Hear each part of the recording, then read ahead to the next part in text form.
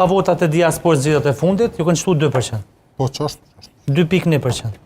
Zgjedhjet e fundit ka 45%, mund të më marr 52 deputet. A mund të ketë se sfolëm, okay, se tani po e dim pak a shumë ku jemi, pritshmëria pra është e pushtetit që të ketë ose e vetëvendosur se nuk e dia do të jemi pushtet.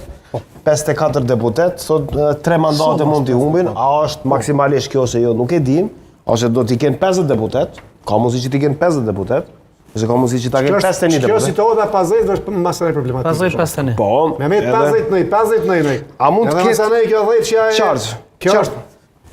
A mund të ketë koalicion? Po jo, ka me pas koalicion, me LDK ka me pas. Se vetëvendosja e LDK nuk guxojnë më me shkullë zgjedhje. Edhe nëse ka 54 nuk guxojnë më me shkullë. Ai bëjnë numrat, Votuesi ka protestuar kundër vetëvendosjes edhe prit vetë pak se çollaku ka ndërhyrje. Situata është që Albini shpjegon këtë farë, domethënë pak a shumë ç'është është. Filxhani? Po. Tash Albin Kurti ka mund detyruar që të mbul me fol që të farë mirë. Me balancu. Mos pa kështu. Kështu që pa koalicion edhe shumë mirë që bëhet koalicioni, zgjidhet presidenti. A mund të ketë koalicion me LDK-n?